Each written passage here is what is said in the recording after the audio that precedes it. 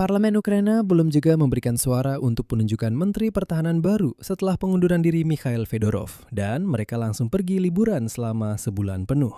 Ukraina pada dasarnya tetap tanpa Menteri Pertahanan, meskipun Zelensky dengan cepat menunjuk pelaksana tugas Menteri Pertahanan. Verkhovna Rada menurut para anggota parlemen tidak akan berkumpul hingga 18 Agustus, yang berarti tidak ada pihak atau forum yang bisa menunjuk Menteri Pertahanan baru. Mikhail Fedorov telah dipecat, belum ada pengganti tetap, dan sementara tugasnya dialihkan kepada Yevgeny Khmara, yang sebelumnya juga selama setengah tahun menjabat sementara sebagai Kepala Dinas Keamanan Ukraina setelah pemecatan Malyuk. Dan semua ini terjadi di tengah situasi di mana Rusia selama seminggu berturut-turut terus-menerus menyerang Odessa dan pelabuhan-pelabuhan. Sementara perang antara Amerika Serikat dan Iran menyedot rudal Patriot dari pasar dunia, yang sangat dibutuhkan untuk melindungi langit Ukraina. Ngomong-ngomong, Sekretaris Jenderal NATO Mark Rutte kemarin hanya mengucapkan semoga sukses kepada Fedorov dan sama sekali tidak memberikan komentar tentang pengunduran dirinya. Bagaimana mungkin sebuah negara yang setiap hari berperang bisa berada dalam situasi di mana presidennya terpaksa mencari menteri pertahanan baru? Dan apa sebenarnya ancaman langsungnya di garis depan serta dalam hal perlindungan udara saat ini? Mari kita bahas semua ini secara jujur.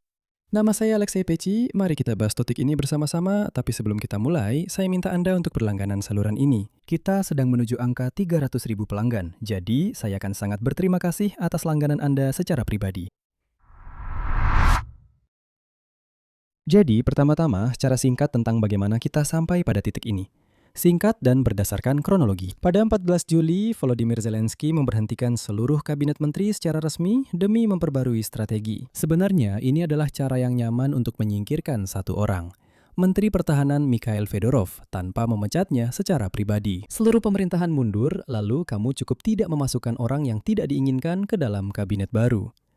Pada 15 Juli, keputusan itu dikonfirmasi. Fedorov tidak akan ada di kabinet baru. Verkhovna Rada Ukraina mengesahkan Sergei Koretsky sebagai Perdana Menteri baru. Namun, ada kendala dengan posisi Menteri Pertahanan. Sepertinya kandidat yang direncanakan adalah Igor Klimenko, yang saat ini menjabat sebagai Kepala Kementerian Dalam Negeri. Namun, prosesnya terhambat. Di Verkhovna Rada belum tercapai kesepakatan, dan tugas Menteri Pertahanan sementara diberikan kepada mantan penjabat Kepala Dinas Keamanan Ukraina, Yevgeny Khmara. Sementara itu, Presiden Zelensky mengadakan pertemuan dengan para komandan tempur. Pada hari Jumat, kantor Presiden menyatakan bahwa sedang dipersiapkan rapat khusus Dewan Komando Tertinggi. Para komandan tempur korps dan produsen utama persenjataan akan dilibatkan dalam rapat tersebut. Presiden Zelensky telah mengadakan rapat di mana ia mendengarkan laporan dari para pemimpin bidang utama. Di antara para pelapor terdapat para komandan pasukan sistem Nirawa, Robert Madiar Brody, Komandan Korps Garda Nasional Azov, Denis Prokopenko, Komandan Korps NGU Khartia, Igor Abolensky, Wakil Komandan DSHV Andrei Tkachuk, dan pelaksana tugas Komandan Korps Angkatan Darat ke-19 Valery Skret, serta Komandan Korps Angkatan Darat ketiga Andrei Beletsky. Di sana juga ada banyak pertemuan lain, termasuk dengan Fleshem. Topik utama yang dibahas adalah situasi di garis depan. Artinya, para komandan melaporkan tentang penghancuran kekuatan penjajah dan pemenuhan kebutuhan unit-unit. Pertahanan Ukraina tetap aktif. Penyediaan drone adalah topik berikutnya. Perhatian utama diberikan pada penyediaan besar-besaran drone ke garis depan, yang beroperasi di kedalaman operasional. Juga dibahas tantangan dalam produksi dan pengiriman drone berbasis serat optik. Selanjutnya dibahas masalah pembagian personel.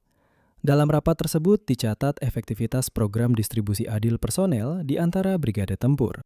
Program ini telah berjalan sejak Desember tahun lalu. Selanjutnya dibahas juga masalah relawan asing. Pengalaman Brigade Khartia dalam merekrut orang asing direncanakan akan diterapkan pada unit-unit lain. Selain itu juga dibahas masalah pertukaran tahanan. Perhatian khusus diberikan pada pemulangan tentara Ukraina dari penahanan. Berdasarkan hasilnya, lembaga terkait akan menerima instruksi yang sesuai. Dan pada akhirnya, setelah pertemuan-pertemuan ini, Presiden Zelensky menyatakan, kutip, "Kami sedang menyiapkan pertemuan khusus dengan partisipasi Komando Pusat Pasukan, Komandan Korps, dan produsen utama senjata, serta perlengkapan yang saat ini dibutuhkan di garis depan." Saya ingatkan, sebelumnya Panglima Tertinggi Angkatan Bersenjata Ukraina Oleksandr Syrskyi menyatakan bahwa mantan Menteri Pertahanan Mikhailo Fedorov saat menjabat sebagai menteri diduga tidak memberikan apa yang dibutuhkan oleh militer di garis depan. Katanya mereka meminta satu hal, tapi dia justru membeli hal yang sama sekali berbeda. Namun, sementara Zelensky mengadakan pertemuan seperti itu, muncul masalah yang disebutkan di judul episode ini. Untuk menunjuk seorang menteri pertahanan yang definitif, diperlukan pemungutan suara di Verkhovna Rada. Dan Verkhovna Rada, menurut para anggota parlemen, tidak akan mengadakan sidang pleno hingga 18 Agustus. Mereka sedang libur. Perang tetap perang, tapi liburan para anggota parlemen kita tetap sesuai jadwal. Jadi antara pemecatan Menteri Pertahanan lama dan pengangkatan Menteri baru, ada kekosongan sekitar 1 bulan yang diisi oleh pejabat sementara.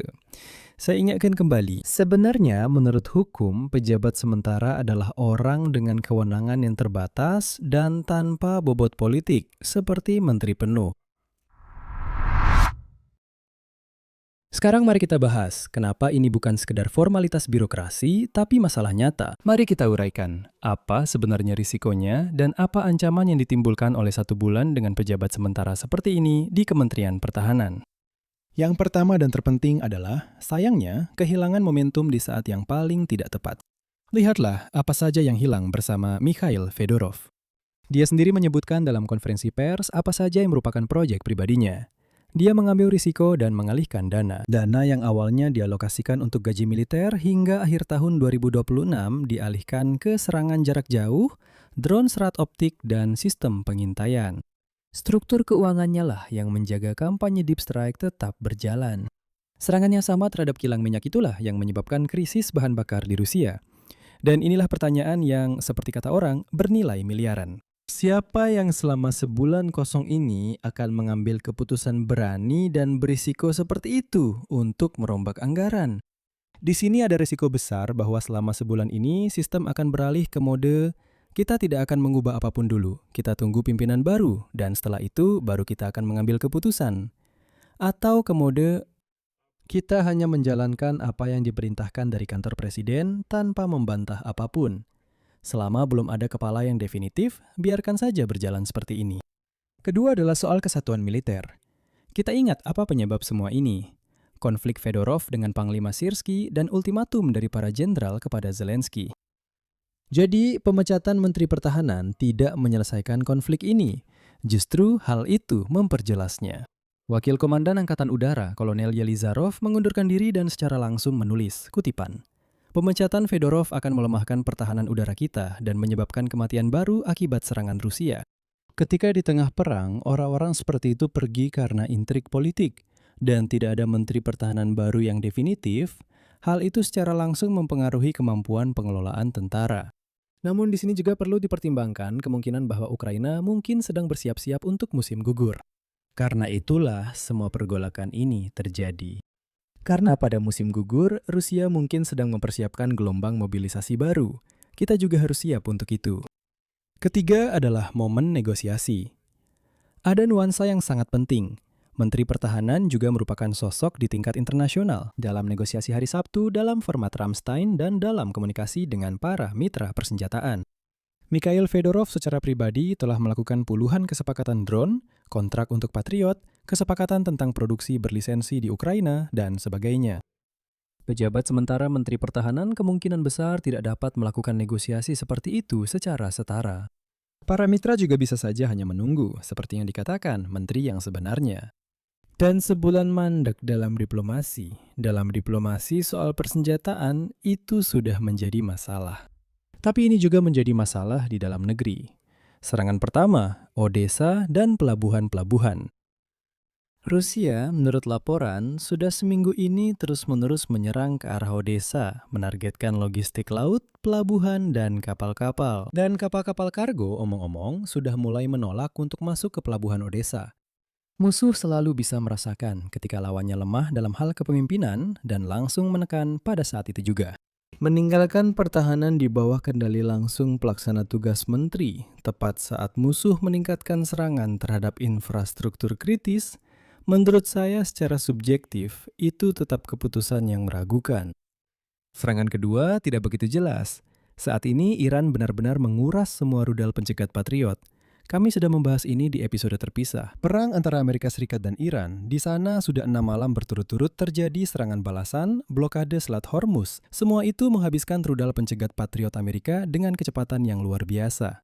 Menurut perkiraan Pusat Studi Strategis dan Internasional, Amerika Serikat sudah menghabiskan setengah dari stok Tihad dan hampir setengah dari rudal Patriot mereka. Dan untuk mengisinya kembali akan memakan waktu bertahun-tahun. Dan tepat pada saat ini, ketika setiap rudal Patriot menjadi rebutan dunia, benar-benar semua orang bertarung untuk mendapatkan rudal-rudal ini. Ukraina membutuhkan menteri pertahanan yang sekuat mungkin dan, yang penting, punya daya dobrak, yang benar-benar akan berjuang untuk mendapatkan pasokan-pasokan ini. Di sini, saya bisa menduga bahwa sudah ada kesepakatan dengan para mitra.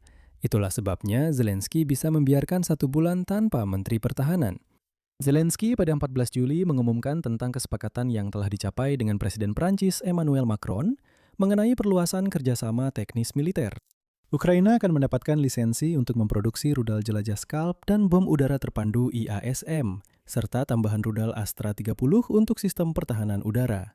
Selain itu, Prancis akan mengirimkan 2 unit sistem pertahanan udara terbaru Prancis-Italia, SAM-PTNG, ke Ukraina, yang merupakan setara dengan Patriot. Selain itu, Zelensky menyatakan bahwa Kiev mengharapkan untuk mendapatkan izin memproduksi rudal untuk sistem pertahanan udara Amerika, Patriot, sebelum akhir tahun ini. Mungkin sekarang Zelensky bisa membiarkan jeda di Kementerian Pertahanan, tapi tetap saja jeda seperti itu terlihat cukup berbahaya. Mari kita bicara jujur juga tentang hal-hal yang tidak terlalu menakutkan.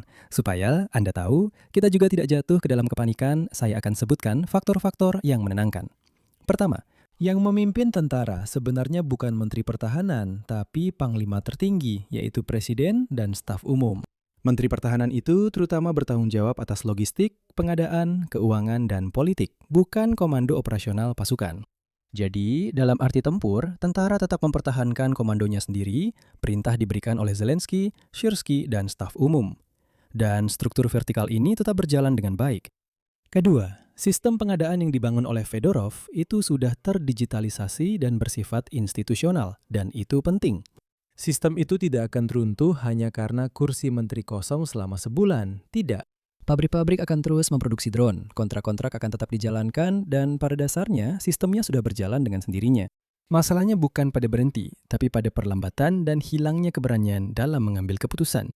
Di sisi lain, justru untuk itulah Zelensky mengumpulkan Dewan Panglima tertinggi ini, di mana nantinya di satu sisi akan ada para komandan tempur korps, dan di sisi lain para produsen persenjataan, agar bisa langsung bernegosiasi tentang pembelian dan pengiriman. Ketiga, Perdana Menteri baru Koretsky secara terbuka berjanji akan memastikan pasokan senjata yang lancar untuk Angkatan Bersenjata Ukraina dari industri pertahanan Ukraina dan senjata barat. Artinya, masalah pasokan secara formal tidak ditinggalkan. Pemerintah akan menangani hal ini. Secara umum, juga Presiden secara khusus. Jadi, tidak ada bencana di sini. Namun, ada 1 bulan kerentanan, 1 bulan dengan efektivitas yang menurun di saat-saat paling genting. Dan itu juga tetap saja buruk. Dan Anda tahu, pengendalian langsung atas proses tidak pernah membawa kebaikan. Mari kita simpulkan. Ukraina memasuki masa yang sangat berbahaya. Menteri Pertahanannya efektif telah dipecat. Belum ada pengganti penuh untuknya saat ini, hanya ada pejabat sementara. Verkhovna Rada baru akan berkumpul pada 18 Maret. Dan sepanjang bulan ini, Kementerian Pertahanan berjalan dengan rem tangan tertarik di bawah kendali pejabat sementara. Hal ini terjadi bersamaan dengan serangan yang semakin intens dari Rusia ke Odessa dan perebutan rudal Patriot di dunia akibat perang dengan Iran. Jelas bahwa intensitas serangan ke Rusia bulan ini bisa menurun. Hanya karena sedang terjadi perombakan seluruh kabinet menteri. Dan inilah pertanyaan utama yang harus selalu diingat selama ini. Akankah kampanye serangan jarak jauh terhadap kilang minyak Rusia terus berlanjut dengan kecepatan yang sama tanpa Mikhail Fedorov? Atau akankah Rusia mendapatkan jeda tepat ketika mereka paling dekat dengan kolaps pasokan bahan bakar? Kita akan segera melihat penandanya. Kita akan melihatnya dari intensitas serangan ke dalam wilayah Federasi Rusia dalam beberapa minggu ke depan.